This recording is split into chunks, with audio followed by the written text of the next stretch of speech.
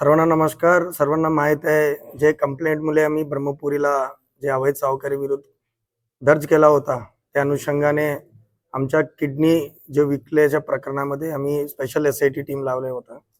त्या अनुषंगाने आम्ही मेन मुख्य आरोपी डॉक्टर कृष्णा म्हणून सांगताय, तरी पण ते डॉक्टर नाही आहे आणि कृष्णा आणि त्यांच्या साथीदार हिमांशू भरद्वाजला आम्ही अरेस्ट केलेला आहे. तो अटक नंतर आम्ही त्या इन्व्हेस्टिगेशन दरम्यान त्या अनालिसिस पण केलेला आहे. अनालिसिसच्या अनुषंगाने हिमांशू भरद्वाज पण एक किडनी डोनर आहे. ते पण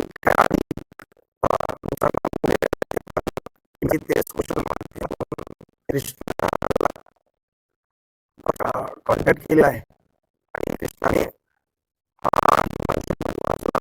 स्टार किंवा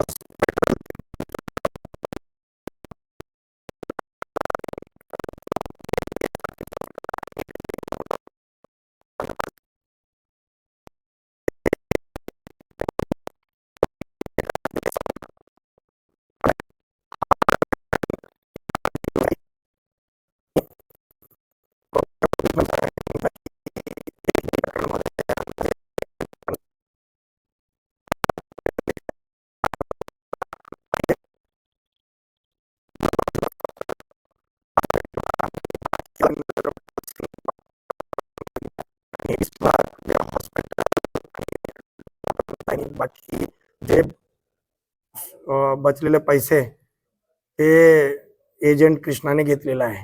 तो असा प्रकरण समोर आलेला आहे की हा फक्त कंबोडियाला प्रकरण नाही आहे. हे कंबोडिया झाल्यानंतर हे कृष्णा आणि जे लोक जे डोनेट करण्यासाठी इच्छुक होता त्यांच्या किडनी इंडियामध्ये असा एक लिंक भेटला होता की तिरुचिरापल्लीमध्ये स्टार किम्स हॉस्पिटलमध्ये ते किडनी इलिगल ट्रान्सप्लांटच्या रॅकेट चालणारे दिसून आलेलं आहे.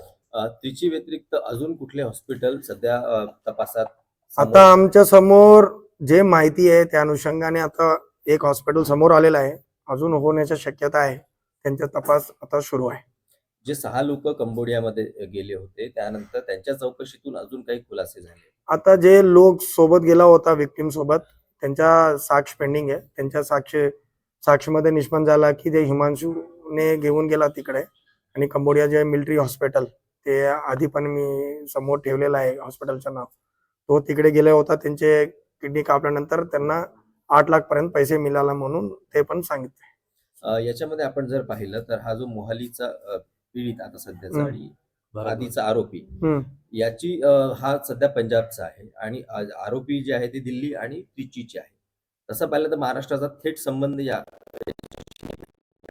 अशा वेळी काही एखादी चौकशी नेमण्याची मागणी कराल?